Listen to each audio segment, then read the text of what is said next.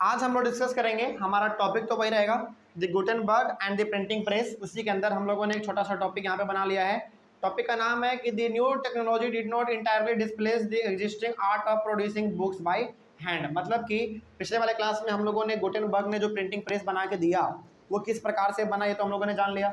लेकिन printing technology आने के बाद, यानी कि प्रिंट प्रेस आने के बाद भी वो पहले के तौर तरीके को बदल नहीं पाया।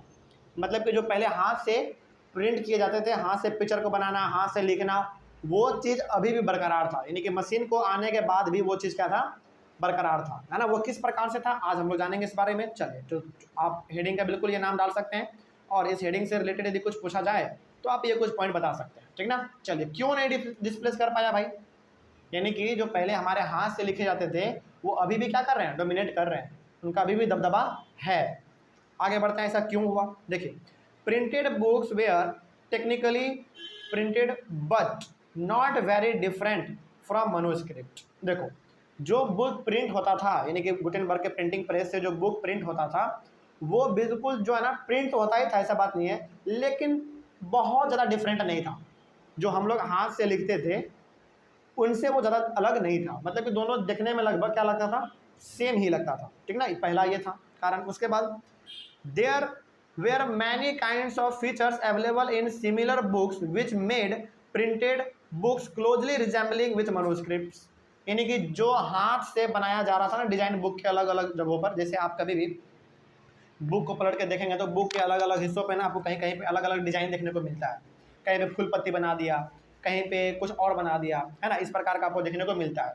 तो वो डिज़ाइन जो है, वो डिज़ाइन आपका हाथ से लिखे हुए किताबों पे भी होता था और वही डिज़ाइन आपका प्रिंटिंग प्रेस से निकाले हुए किताबों पे भी होता था। तो क्या दोनों में कुछ अलग है बात? कुछ अलग बात नहीं है, दोनों बिल्कुल सेम जैसा लग रहा था, है ना। चलिए आगे बढ़ते हैं फिर। तो दोनों बिल्कुल दिखने में सेम लगता था। उसके बाद both printed books and manuscripts looked familiar because metal letters imitated the ornamental handwritten style। मतलब क्या हुआ इसका? इसका मतलब ये हो गया कि जो हाथ से लिखा जाता था और जो मशीन से प्रिंट किया गया, दोनों का जो लिखावट था बिल्कुल सेम दिखने में लग रहा था। बिल्कुल दोनों सेम दिखने में लग रहा था, किसी प्रकार का कोई डिफरेंस उसमें नहीं था, ठीक है। आगे, like hand written manuscripts border of printed books were also illuminated by hand. अब देखिए ध्यान से, like hand written manuscripts border of printed books were also illuminated by hand. मतलब कि बुक को प्रिंट मशीन से किया जा रहा है, ठीक ना, लेकिन बुक का जो बॉर्डर है जिसपे कि अलग अलग डिजाइन बनाया जाना है वो मशीन से नहीं बनाया जाता था, अभी वो हाथ से ही बनाया जा रहा है। मतलब कि मशीन आ गया है, बुक प्रिंट हो रहे हैं, लेकिन उसके ऊपर जो डिजाइनिंग का काम है वो अभी भी हाथ से ही हो रहा है। तो क्या आप यहाँ पे कह सकते हैं कि हाथ वाला सिस्टम चला गया था? नहीं, वो तो अभी भी है ना। बुक मशीन से बन रहा है लेकिन फिर भी बुक के ऊपर हाथों से काम किया जा रहा है कि नहीं। तो ये चीज़ अभी भी पूरा हमारा दबदबा था इस चीज़ का, हाथों का। आगे, the books printed for rich people space for decoration was kept blank on the printed pages. मतलब कि जो किताब, थोड़ा ऐसा किताब जो कि रईस लोगों के लिए बनाया जाता था, जो छापा जाता था, उसमें ना थोड़ा बहुत स्पेस को छोड़ा जाता था डेकोरेशन के लिए। मतलब ऐसा कि बुक छापेगा कौन? प्रिंटिंग प्रेस, ठीक है, लेकिन थोड़ा बहुत उसमें जो है जगह जगह पर स्पेस को छोड़ दिया जाएगा। क्यों? क्योंकि उसके ऊपर हाथ से बाद में अलग अलग प्रकार का डेकोरेशन किया जाए, और वो डेकोरेशन का काम मशीन से नहीं हो सकता है ना। तो वो हाथ से लोग करते थे, मशीन हाथ से डिजाइन वहाँ पे बनाने का काम करते थे। मतलब आप ये कह सकते हैं कि प्रिंटिंग टेक्नोलॉजी आ चुका है, प्रिंटिंग प्रेस आ चुका है, लेकिन डिजाइनिंग का जो काम है वो केवल और केवल हाथ से ही अभी किया जा रहा है, ठीक ना। कोई दिक्कत इसमें? चलिए आगे बढ़ते हैं फिर। उसके बाद each buyer could choose the design. इसके वजह से होता यह था कि जो भी आदमी उस किताब को खरीदता था तो वो आदमी के पास जाता था, यानी कि डिजाइनर के पास जाता था और कहता था कि भाई देखो यहाँ पे छोटा सा ना खाली जगह छोड़ा हुआ है, तो इसमें जो है ना एक अच्छा सा डिजाइन क्या कर देना, बना देना। तो अभी भी आप ये कह सकते हैं, बेसिकली बिल्कुल आप ये कह सकते हैं कि बुक तो मशीन के द्वारा प्रिंट हो जा रहा है, लेकिन उस पर डिजाइनिंग का जो काम है, जो खूबसूरती वाला काम है, वो अभी भी हाथों से ही हो रहा है। तो क्या यहाँ से आप ये कह सकते हैं कि हाथ वाला सिस्टम खत्म हो चुका था? नहीं, वो अभी भी जिंदा है ना। मशीन आ चुका है लेकिन फिर भी अभी वो भी जिंदा है, ठीक है। आगे बढ़ते हैं। उसके बाद और यहाँ पे क्या लिखा हुआ है भाई, चलिए आप नेक्स्ट हेडिंग डाल सकते हैं क्या, this shift from hand printing to mechanical printing lead to the print revolution. मतलब कि अब हम लोग ऐसे दौर के बारे में पढ़ने वाले हैं जहाँ पर कि मशीन का दबदबा होने वाला है ना। यहाँ तक तो हमने अभी तक ये देख लिया कि मशीन आ गया है, लेकिन फिर भी लोगों को हाथों से ही काम करना पड़ रहा है ना, डिजाइनिंग विजाइनिंग का काम। लेकिन अब ऐसा क्या हुआ कि मशीन छा रहा है, यानी कि अब ऐसा कौन सा बात आने वाला है जिसमें कि प्रिंट रेवोल्यूशन आने वाला है। प्रिंट रेवोल्यूशन का मतलब एक क्रांति, एक ऐसा दौर जहाँ पे कि पूरी तरीके से किससे चीज़ें बनेंगी, मशीन से बनेगी, है ना। चलिए इसी के बारे में हम लोग पढ़ेंगे ऐसा क्यों हुआ। देखिए, in the 100 years between 1450 and 1550 the printing presses were set up in most of the countries of Europe. यानी कि ये 100 साल का बात कहा जा रहा है, 1450 से लेकर 1550 के बीच का बात कहा जा रहा है। इस समय पे लगभग यूरोप के अलग अलग कंट्री में प्रिंटिंग प्रेस जो है वो छा चुका था, यानी कि फैल चुका था। गुटेनबर्ग ने जो बनाया था वो पूरी तरीके से छा गया था। ठीक है, आगे, printers from Germany travel to other countries seeking work and helping to start new presses. मतलब क्या हुआ इसका, मतलब ये हो गया कि जर्मनी से भी लोग क्या कर रहे हैं, ट्रैवल कर करके दूसरे कंट्री में जा रहे हैं, वहाँ पे रोजगार ढूंढ रहे हैं, और साथ ही साथ वो लोग प्रिंटिंग प्रेस को सेटअप करने में भी दूसरे का क्या कर रहे हैं, मदद कर रहे हैं। मतलब कि कोई ऐसा आदमी है जो कि अपना प्रिंटिंग प्रेस इस्टेब्लिश करना चाहता है, तो लेबर के तौर पे हम काम कर देंगे भाई, बदले में आप हमको पैसा दे दीजिएगा, है ना। यानी कि आप कह सकते हैं कि बेसिकली ये एक ऐसा दौर था 100 साल का, 1450 से लेकर 1550 के बीच में, यूरोप में अलग अलग जगहों पर प्रिंटिंग प्रेस इस्टेब्लिश हो रहा था, है ना, ताकि चीज़ों को मशीन से छापा जाए। ठीक है, आगे बढ़ते हैं। As the number of printing presses grew book production boomed.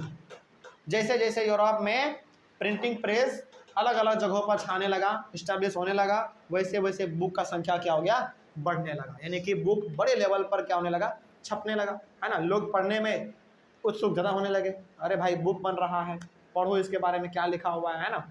चलिए आगे बढ़ते हैं। उसके बाद the second half of the 15th century saw around 20 million copies of printed books flooding the markets in Europe। सोचो, ये बात हो रहा है 15 सेंचुरी के सेकेंड हाफ का। मतलब कि देखो, the second half of the 15th century, second half का मतलब क्या हो गया, 750। मतलब कि हो गया कि एक फॉर एग्जांपल 15th सेंचुरी का बात हो रहा है, मतलब कि 1400 से लेकर 1499 का बात होगा, है ना। तो उस समय पे सेकंड हाफ, पहला हाफ हमारा क्या होता है 1450, उसका सेकंड हाफ क्या हुआ आपका 1450 के बाद वाला दौर, है कि नहीं। यानी कि उस समय पे हमारा 1450 के बाद आप कह सकते हैं, 1450 के बाद आप कह सकते हैं कि पूरी तरीके से जो है ना यूरोप में हर एक जगहों पर बुक छा गया था, है ना। लगभग 20 मिलियन कॉपी प्रिंटेड बुक का था। मतलब कि 20 मिलियन बुक था प्रिंटेड। सोचो 20 मिलियन का मतलब 1 मिलियन में कितना होता है 10 लाख, है ना। और ये 20 मिलियन है, तो 10 लाख इंटू 20 कर दो आप, कैलकुलेशन आपका अच्छा होगा, है ना। तो यानी कि 20 मिलियन बुक उस समय पे मार्केट में छाया हुआ था यूरोप के, जो कि केवल और केवल प्रिंटिंग प्रेस के द्वारा छापा गया था। ठीक ना, ये बहुत बड़ी संख्या है। और ये बात अभी फिलहाल 15th सेंचुरी का ही हो रहा है, और आज हम लोग 21st सेंचुरी में जी रहे हैं, है ना। तो ये बहुत बड़ी बात थी उस समय पे।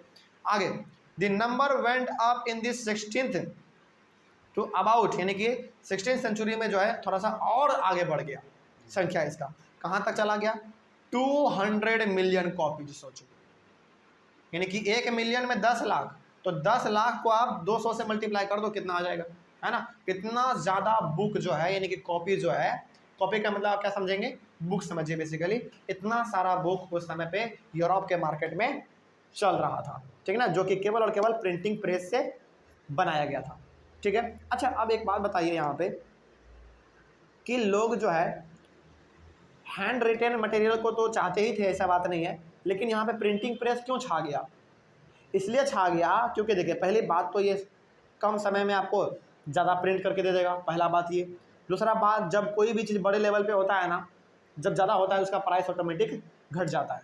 और प्रिंटिंग प्रेस में 1 घंटे में हज़ारों बुक आप पब्लिश कर दे रहे हैं, छाप दे रहे हैं, तो ऑब्वियस ये बात है किताबों का दाम क्या हो जाएगा, घट जाएगा, है ना। इसीलिए लोग चाह रहा था कि भाई हाथ से जो बना हुआ किताब खरीदेंगे उतना में तो हम मशीन से छपा हुआ 4-5 किताब खरीद लेंगे, है ना। क्योंकि हाथ से छपा हुआ किताब जो है थोड़ा सा महंगा होता है, क्योंकि उसमें थोड़ा सा फिजिकली वर्क ज़्यादा लगता है। लेकिन मशीन से बना हुआ किताब हो सकता है कि सस्ते में मिल जाए, है ना। चलिए, इसीलिए मशीन का दबदबा अब थोड़ा सा क्या होने लगा था, बढ़ने लगा था। ठीक है, अगले वाले क्लास में हमारा टॉपिक नंबर 3 होगा, जिसको कि हम लोग अपने अगले वाले क्लास में डिस्कस करेंगे। और अगले वाले क्लास का टॉपिक का नाम है the print revolution and its impact. यानी कि यहाँ पे अब क्या आने वाला है, प्रिंट रेवोल्यूशन आने वाला है, यानी कि एक ऐसा क्रांति आने वाला है, एक ऐसा दौर आने वाला है जहाँ पे कि हर जगह पर हमको प्रिंटेड मटेरियल ही देखने को मिलेगा, यानी कि छापा हुआ चीज़ देखने को मिलेगा, ठीक ना, जो कि मशीन से छापा हुआ होगा। चलिए, यहाँ तक में कोई डाउट आपको समझ में आया गया हर चीज़। चलिए, ऑनलाइन वाले बच्चे यदि आपको किसी टॉपिक में कहीं पर भी कोई डाउट रहा होगा तो आप एक बार कमेंट कर लीजिएगा और आपके कमेंट का जवाब दिया जाएगा। मिलते हैं फिर हम लोग अपने अगले वाले क्लास में। Thank you very much and have a nice day.